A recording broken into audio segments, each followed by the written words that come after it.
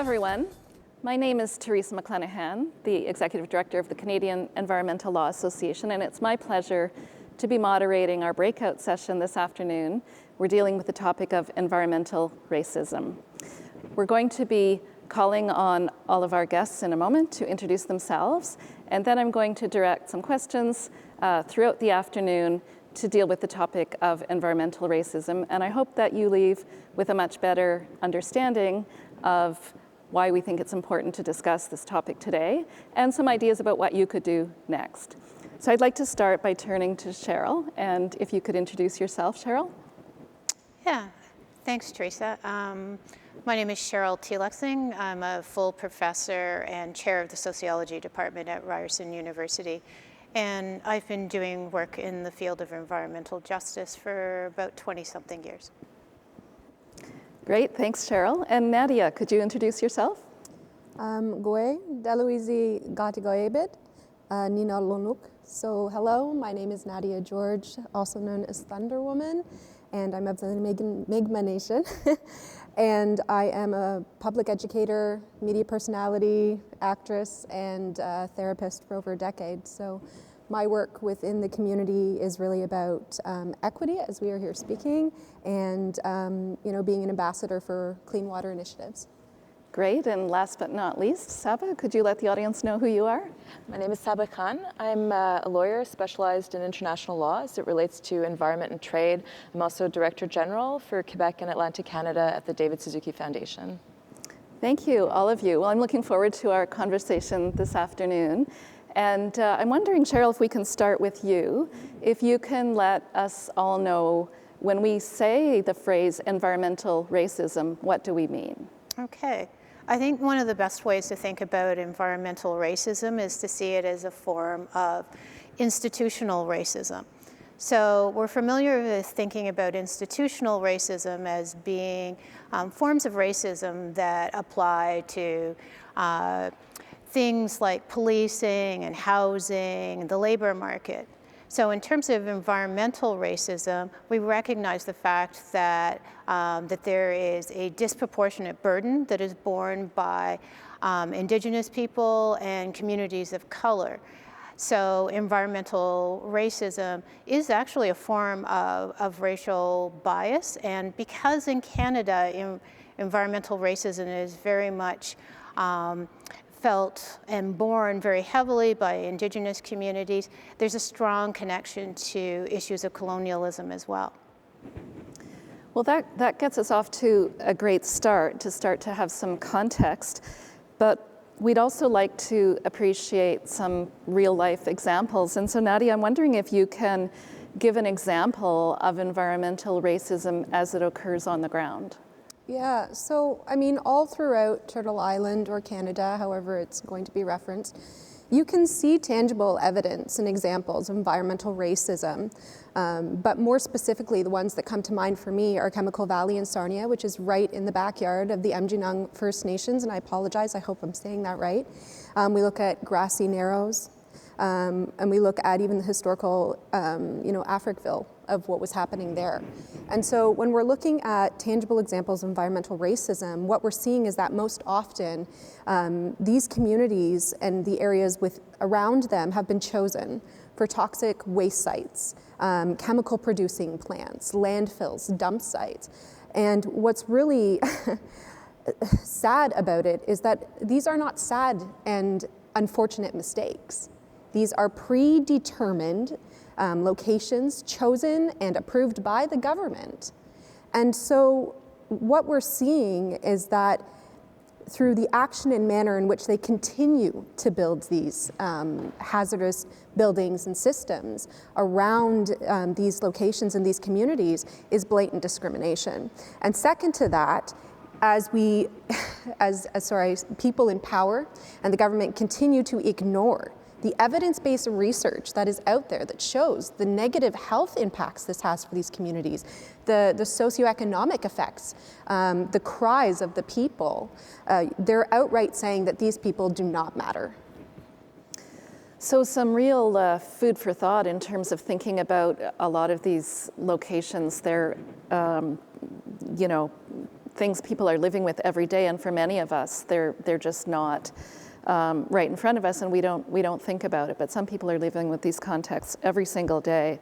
So Sabaa, I'm wondering if you can talk about what inequities result from examples of environmental racism. There's a range of injustices that we can link to environmental racism. I think that they're all cross-cutting and they're connected. So one example, Nadia mentioned Grassy Narrows and Amjiwang First Nation. They suffered mercury pollution from the pulp and paper industries of the 1960s and 70s. So mercury is an example of an intergenerational health injustice that affects many Indigenous communities, not just those that are located near Sarnia Valley. And when you think about mercury, methyl mercury, there are new projects, new industrialization, forms of industrialization, hydroelectric plants that are being proposed that actually pose 90% of them that are actually in construction or are being proposed for construction present methyl mercury risk to Indigenous peoples.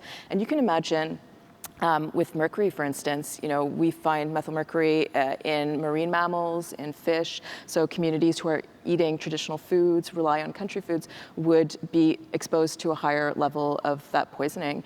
And that cuts into cultural survival. We're looking at self-determination of Indigenous peoples and their right to their traditional livelihoods. So I think that we have to see these inequities as being interlinked, connected, and crossing across all planes, I would say.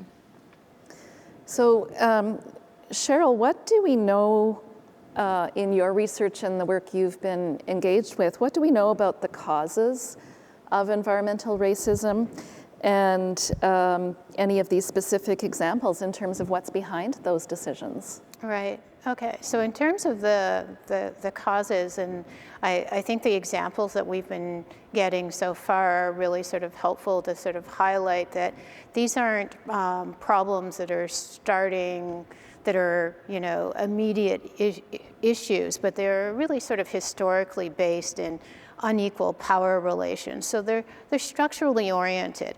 And the temptation a lot of the times in terms of the issue of environmental racism is to assume that it's the people in the communities that are responsible for their poor health and their poor livelihoods. So a lot of times, for example, in lower income neighborhoods in urban centers, we think that it's the Black residents, the racialized residents that are responsible for their poor health, when in fact there's a lot of sort of historical and structural decisions that are being made that account for particular land use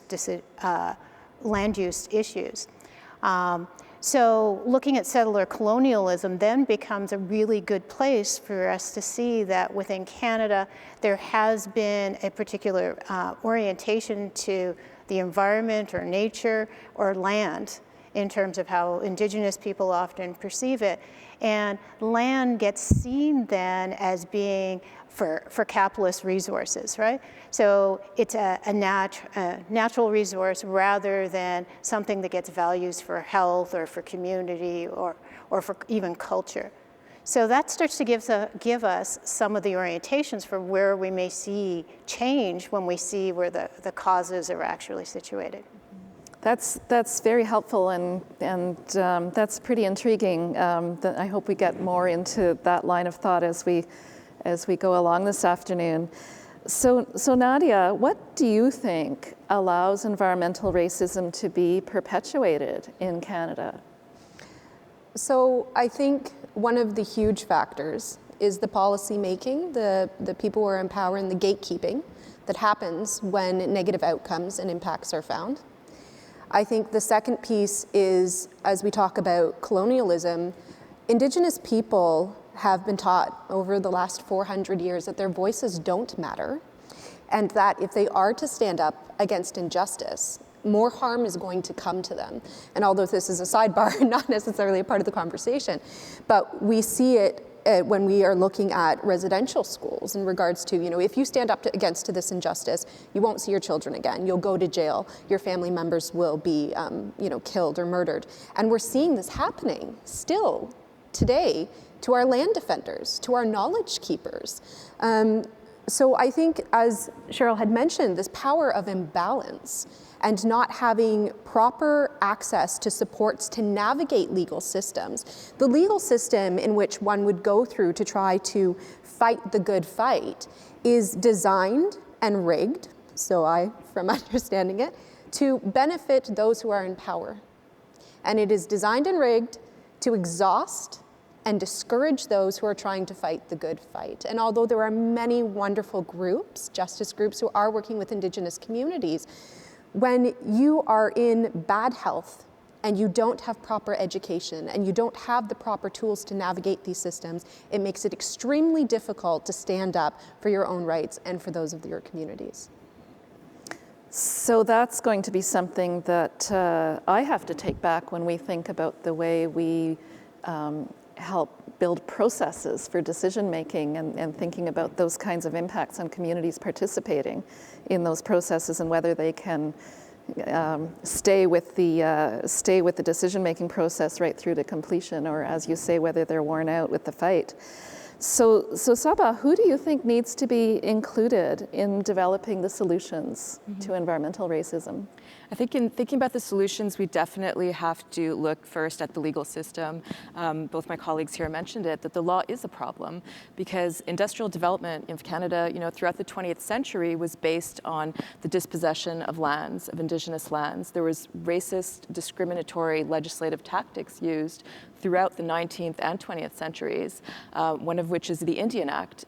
Even the whole process of reserve making and then reserve breaking for expropriation purposes was for developing our railways, for developing forestry, for the pulp and paper industries. So I think that we do have to recognize that the legal system in Canada is originally based in the disregard of Indigenous knowledge systems and Indigenous legal systems, and reintegrating those back into the way we do environmental governance is the key.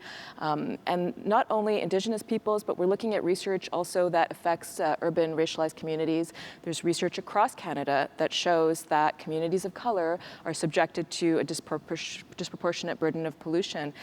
So when are we going to put vulnerable communities' interests at the heart of when we are authorizing chemicals for the market, knowing that certain chemicals collect in the bodies of certain populations more than others? So I'm wondering, Cheryl, if you have any thoughts about why it is that before now we have not discussed environmental racism very much in Canada. What's different now that's allowing this conversation to grow? Right. I think a big part of it has to do with the fact that there's been a real hesitancy in Canada to talk about issues of race. And we had been able to hide behind policies like multiculturalism and the fact that we have the charter as well, and we assumed that issues of race existed like south of the border or someplace else. And a whole bunch of things fell into place starting over the last couple of years that have allowed for us to sort of see the fact that there are massive racial inequalities in terms of access to health, and that where people live in terms of their environmental spaces really makes a difference.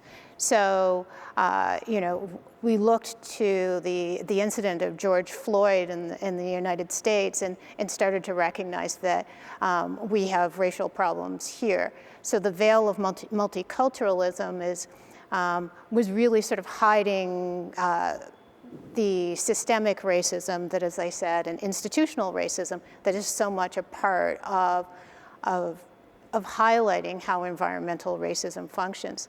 And then Black Lives Matter became an important sort of rallying cry. And going forward, I think one of the things I really hope for is that movement and other sort of social movements see the environment as being an important place to advocate for racialized and Indigenous people, not just in terms of where we bear the burden, but in terms of access to some of the good things as well. Because environmental racism is also when you don't have access to parks, when you don't have access to clean jobs. So These sorts of things are just beginning to unfold now, but I think the incident connected to George Floyd as well as the COVID pandemic were kind of critical turning points. Fascinating. So Nadia, from the perspective of someone with lived experience of the impacts of environmental inequity, what do you think is getting in the way of the solutions that people want? I think, I think back to when I watched my father's health deteriorate due to drinking contaminated water when he was in the Walkerton jail, and all of how that went down. More importantly, the idea of how he set aside his own health issues at the time to really help me understand that how the pain and the anger in his voice when he talked about, he's going to be okay.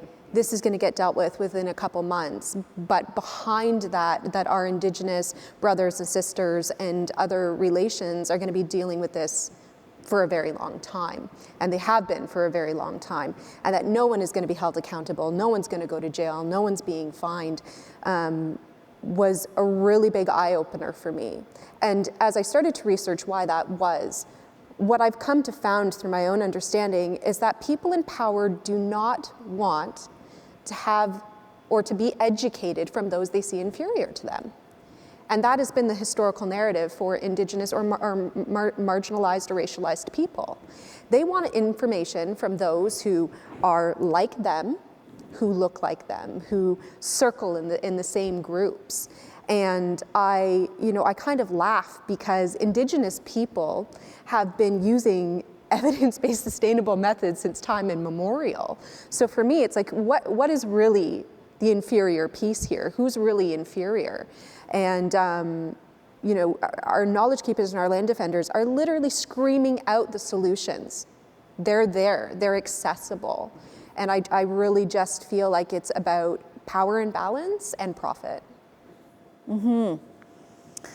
So, Sabaa, is there anything we can learn from the experience of other jurisdictions? In your work, you've looked at things in the international scale and elsewhere. Anything we can learn as we grapple with how to stop the perpetuation of environmental racism in Canada? I think our first step is to recognize it as a systemic problem across the country, and then we should inspire ourselves from what's been happening in the United States. In fact, the United States had their first study on the intersection of race and the siting of hazardous waste facilities in 1987. They have institutionalized environmental justice within their Environmental Protection Agency.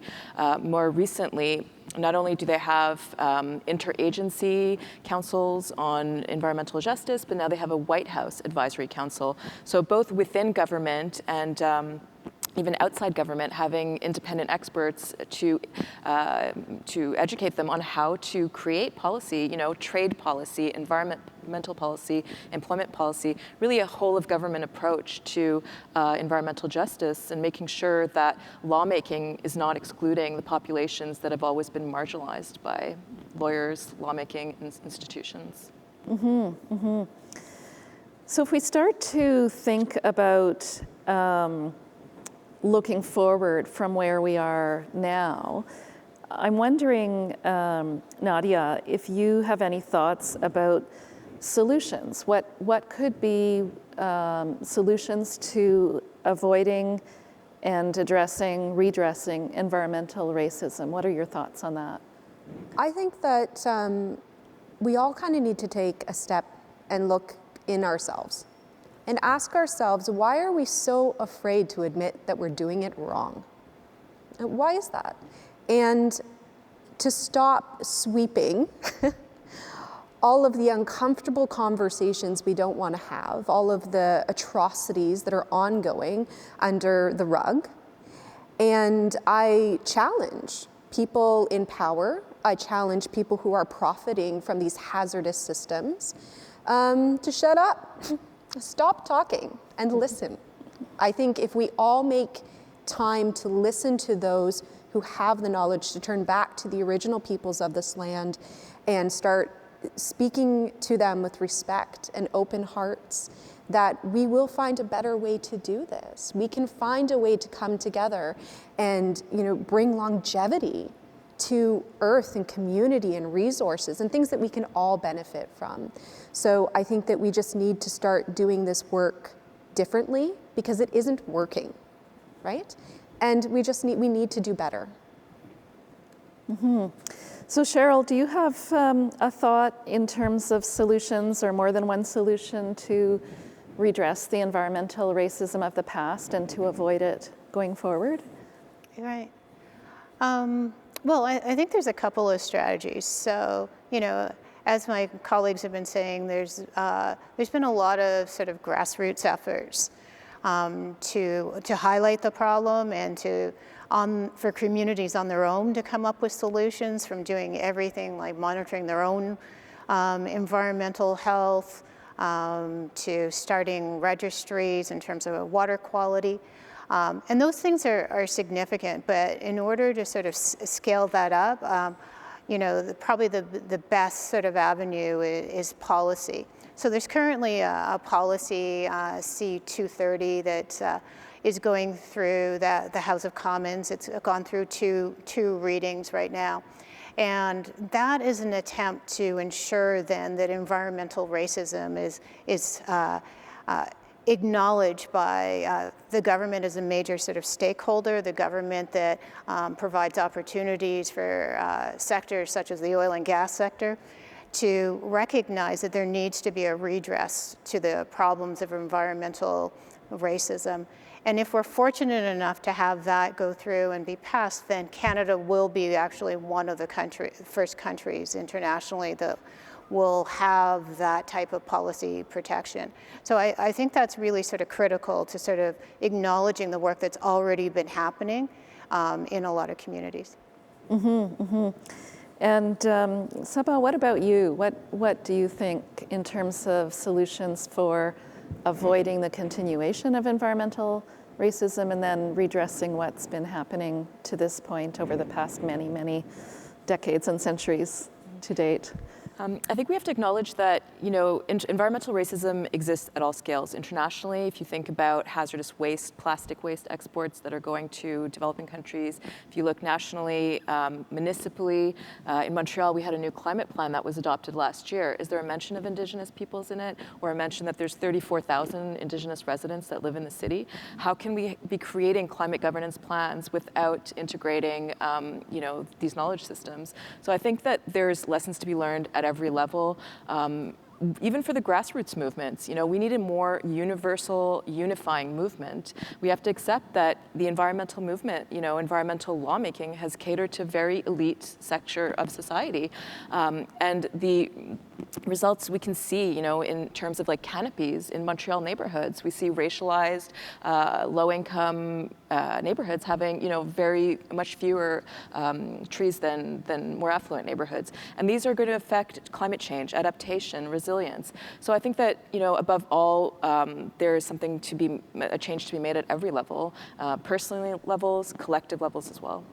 Mm-hmm, mm-hmm. And as Cheryl mentioned, the pandemic allowing this conversation to occur has also disclosed the inequities and has disclosed the lack of access to environmental amenities, and we already have inadequate parks, trails, and access to nature we've discovered, for example, in southern Canada, and then it's exaggerated for all of the people who don't have ready access to transportation to get to those locations, and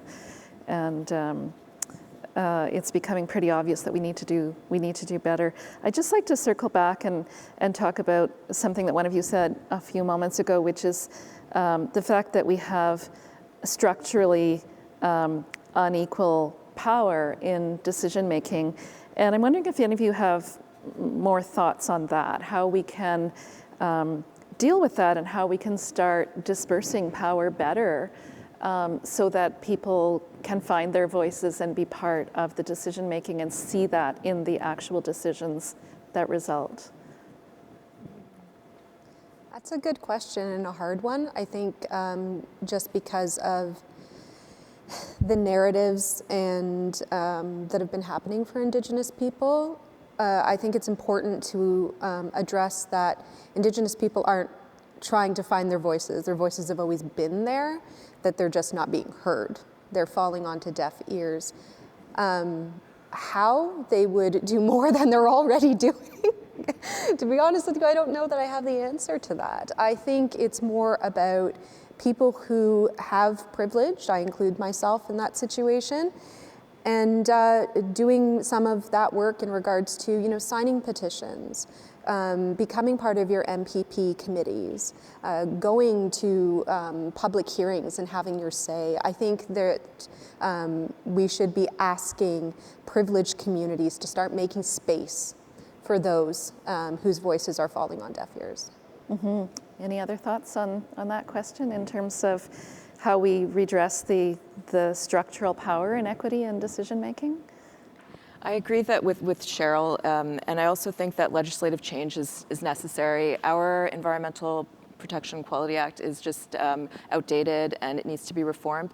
And we need to start thinking more inclusively about who's sitting at the negotiation tables, not only in international legal fora, the COP26 is going to be coming up soon. Indigenous peoples do not have an equal legal authority in that space as states do.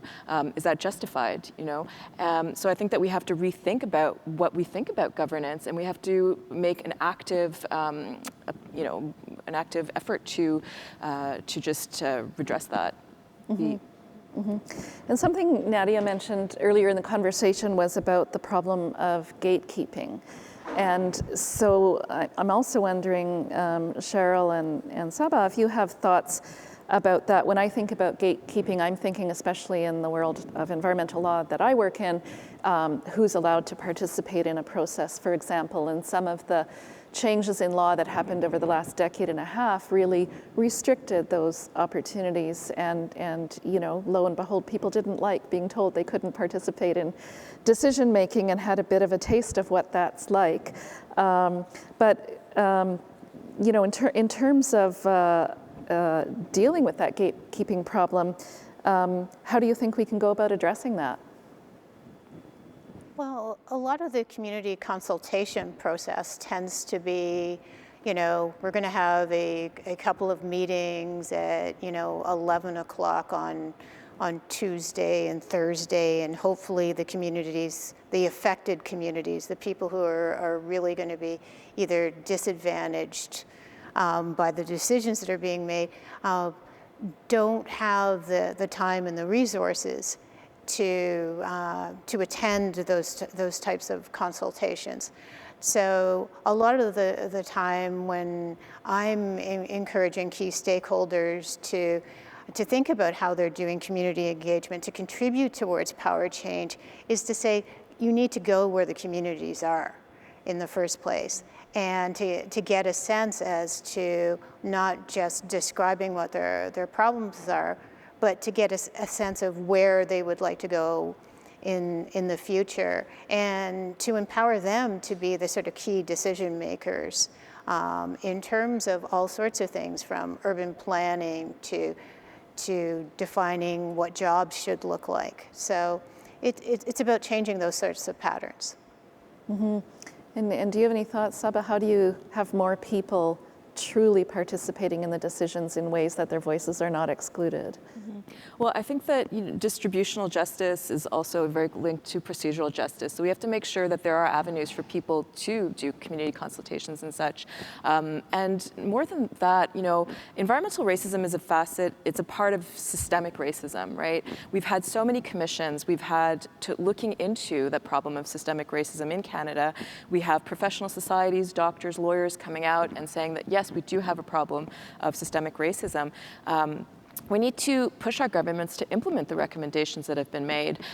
In Montreal, we had our first commission public consultation on systemic racism that brought to the forefront the fact that the municipality has been neglecting this issue, the fight against racism and discrimination, for a very long time. So I think it's up to society to keep pushing our governments, to hold them accountable to responding to those reports that are out there. It's not as though there's a lack of scientific evidence or a lack of reports reports and research. What the problem is that there is, the latency of governments.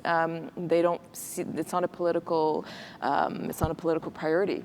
And then I'm interested in the comment that you made earlier, Sabaa, about the fact that we also have to recognize the impact on urban racialized communities and the disproportionate impacts of environmental harm in those communities.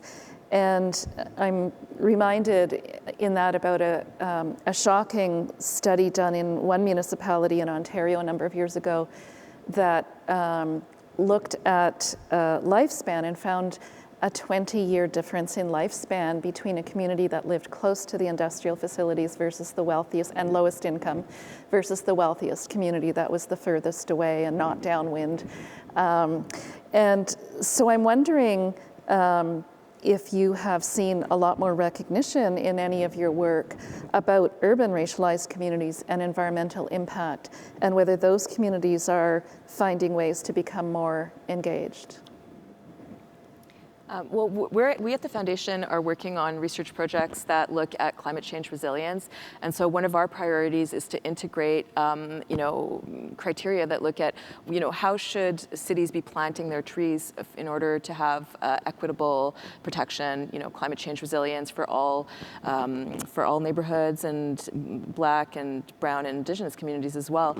And I think that's very important, the way that we do research, to make sure that we have inclusive methodologies, at least for the scientific domain. That would be very essential. So I think that's a key problem. There is, at the municipal level, we could say that we still don't have strong data.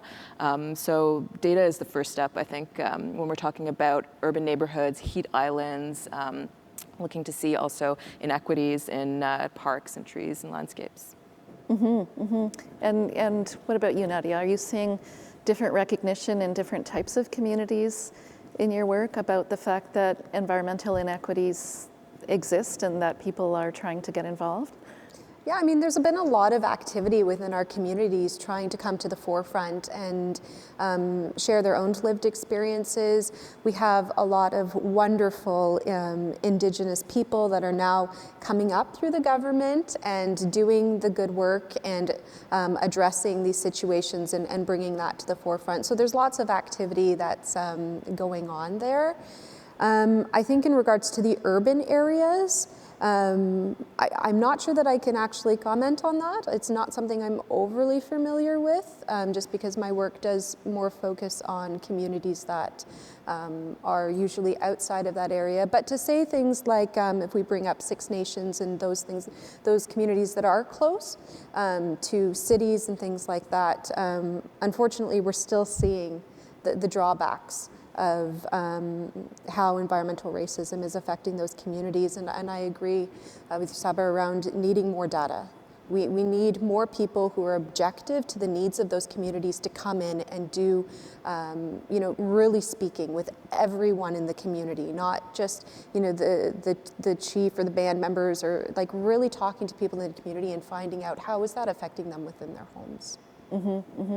And Cheryl, among your students and the projects you've been involved in, are you seeing more recognition of urban racial inequity and environmental impact?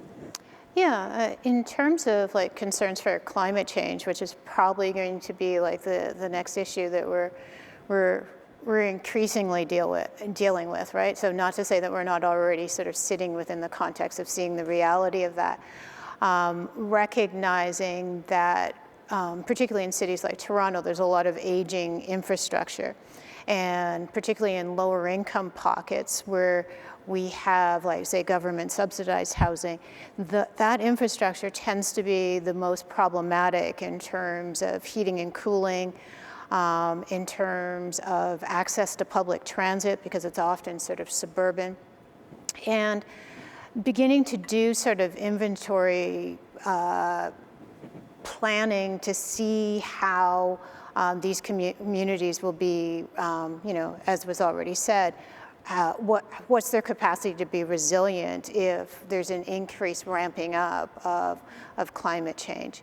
And doing that planning now to think about a variety of stakeholders who, across a sort of intersectional lens, to recognize that racialized aging populations are going to be situated differently in terms of risk, to think about preparing resources and information that crosses different linguistic lines so that people can think about what their options are and have that in the languages that may be accessible to them. So those are the things that are beginning to happen, but the financial resources tend to always be targeted in the neighborhoods that already have the capacity to be prepared, rather than in the neighborhoods that have racialized populations. Mm-hmm. One of the things that you've all mentioned is data and information and evidence in terms of decision making. And so I'm wondering if you can each address this question about what kinds of knowledge should be part of decision making. In my world, because we often work in courts and in tribunals, we have rules of evidence and we have qualification of expert witnesses, and it can be very difficult to make sure that the knowledge that the local community has or the traditional knowledge is being taken into account and is being truly taken into account and given weight in the decision-making process. And it may be extremely valid and even better information than, a biologist who trooped out to a spot once at one season for half an hour and, observed something or didn't observe it. So what are your thoughts about how to have better and more inclusive knowledge sources included in decisions? Well, I think to take the example of chemicals regulation, right? Chemical pollution is also one of the major problems that humanity is facing right now. How do we authorize chemicals on the market on a single basis, basically? We don't have any understanding of the way different toxins are mixing in the environment, what kind of communities are living around, sources of emission. And so the law in many respects is blind when it comes to risk analysis. So I think that's an area where Indigenous legal systems and Indigenous knowledge systems can come in because of that relational ecology and seeing the human as being part of nature and not, dominating nature. So I think that risk analysis, for instance, is one concrete place where I personally would like to see improvements, and I think that they should be coming with the new legislative amendments. Mm-hmm, mm-hmm. And do you have thoughts on that question, Cheryl, about how to broaden our concept about what types of knowledge should be taken into account by decision makers?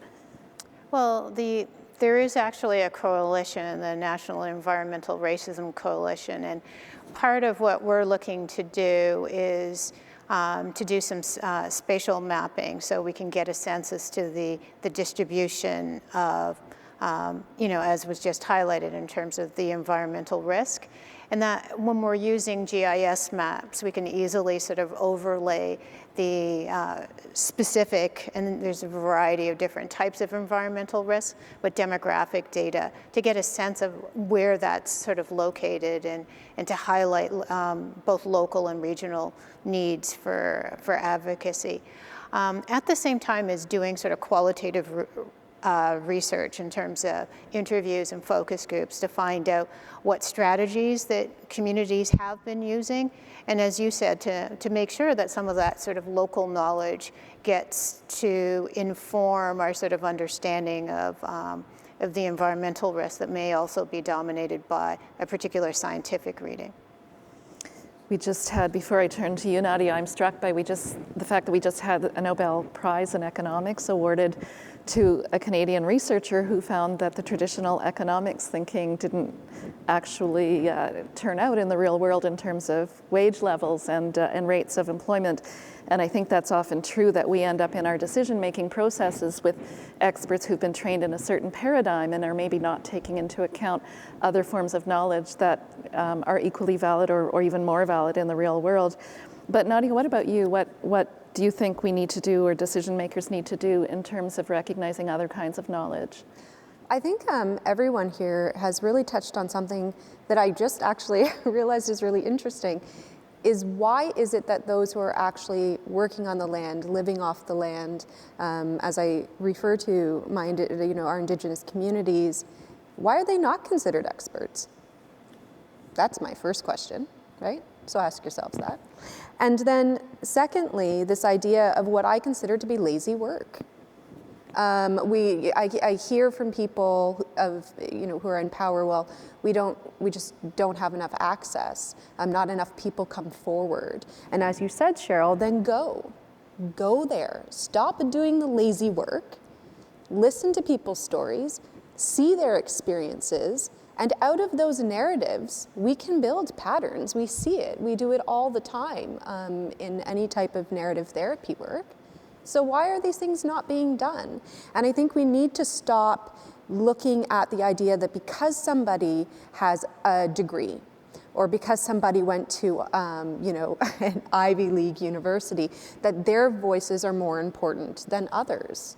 Lived experience is such an integral part of being able to put proper processes and policies in place.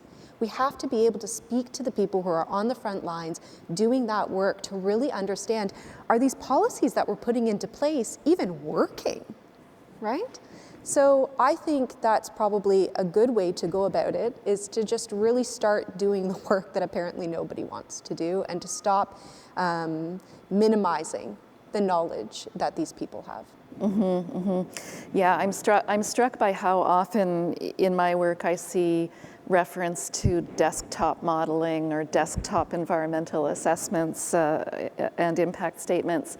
And then when we delve into some concrete problem, like Sela's work with our colleagues on energy poverty, for example, and then we find out that the solutions are much more complex than you might think, and in order for people to take up great incentive programs, you need to do more than just pay part of the cost, for example. And the same with agriculture. Just paying part of the cost to get the right thing done on the landscape doesn't work. So lived experience, it strikes me, helps a great deal to identify what the barriers are and to take away this kind of, well, this ought to work. Why wouldn't people, jump on that opportunity? But also to provide input to decision makers in terms of grounding their decisions in the real world. So speaking of the real world, I'm wondering for our audience if each of you can think about whether there's something that you would recommend they can do to inform themselves or to take action. And Sabaa, maybe I'll start with you on this one. I think that one of the most important things that people can do is to educate themselves about the real history of Canada. We don't learn that history in high school and primary school. And everyone should know that the Indian Act is, a piece of legislation that is still in force today and has a severe impact on Indigenous lands, and which necessarily has an environmental impact. So I think educating themselves about, the history of Canada and the role that dispossession played in Canadian wealth and Canadian industry is integral. I think also that at the municipal level, now that climate change is a buzzword, everyone is concerned about the climate. We always have to look at climate change, and think about it in an inclusive fashion. Look at what's happening in your municipality. Ask yourself the questions. Are we working towards prosperity for humankind, or is this, specifically just a new era of climate governance for a select, sliver of society? Great, very helpful, thank you. And Cheryl, what about you? What would you recommend to our audience in terms of actions they can take themselves or things they can do and think about in their own work and in their own world? Yeah, no, I agree with the point about knowing our history. I think it's also important to sort of think about the role of our municipal and provincial and federal leaders in terms of the types of policies they're doing. Thinking about climate change and issues of equity require long-term planning with a vision for the future. And the pandemic has taught us is that we're only as strong as the people who are the most vulnerable within society. So this is not an issue that is just just for Indigenous people to worry about or just for racialized people, but it is something that has consequences for all of us. That's definitely a takeaway message. We're only as strong as the most vulnerable in our society. Nadia, what are your thoughts in terms of solutions that our audience can take to heart, actions they can take as they leave today and think about what's next for them?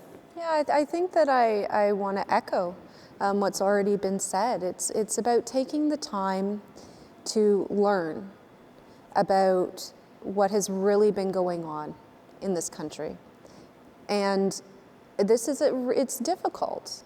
I know that it's difficult. It's difficult to challenge narratives that we have been told by people that we respect and love and, kind of put on a pedestal. But keeping in mind that possibly they didn't know these things either, not making excuses for anyone. We all have a responsibility to educate ourselves. I think the other piece to it is, to really start taking the time to look for organizations and community services that are doing meaningful and collaborative work with racialized communities. And by that, I mean they're actually on the ground and they're speaking with them and they're listening to the needs of the communities from the people who live there. This is all work that we can do together, whether it's resharing a post, but understand why you're resharing it. It's one thing to reshare a post, it's another thing to really know why you're resharing it. So not everybody has to donate money, not everybody has to, be on the forefront of things. There's a lot of people that are doing really great work behind the scenes, but without education and without knowing why we're doing what we're doing, it's not going to have the change and the longevity or sustainability that we're looking for. So I've been hearing some pretty interesting themes this afternoon, and I'm going to just open it up and give you a chance to add to some of these. But for example, disproportionate burden. So the idea that the law is equal is not true in practice because the consequences of those supposedly impartial laws are being felt differently by different communities. Unequal structural power and gatekeeping is something you've all talked about. The dispossession of land is something that's come up quite a bit in the conversation, and how the legal system and the policy system and the government systems allowed for that, in fact aimed for that, put it in place and maintains it to this day.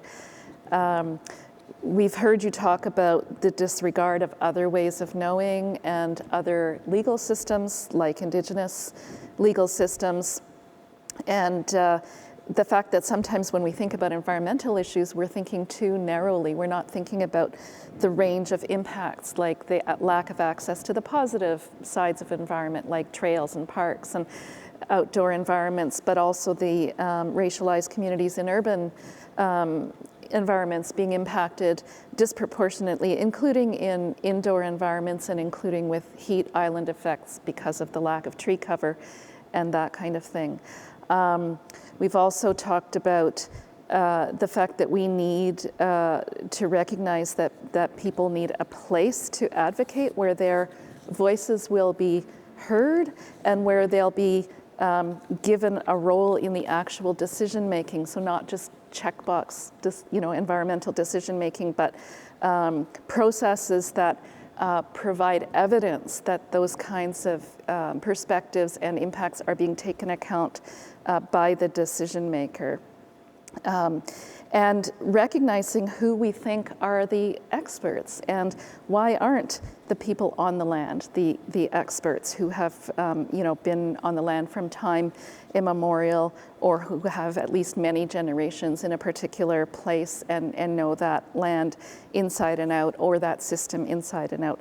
But also socially, the experts are the people who are living the experience and knowing What happens when we don't have safe drinking water, for example, or where we have land located right next to industrial locations with extra impacts because we're not taking account of mixtures and synergistic impacts of chemical pollution. So, you know, I really appreciate the conversation, and I think there's lots for us to take out of this. I encourage our audience, and thank you for attending, all of you. I encourage you to think about in your day-to-day work, not only what you personally can do, but the systems that are in play in your work. Do they make sense? Think about that economics example. Think about the health systems example. Do we need to understand a lot more about the inequities built into our system? So thank you, everyone.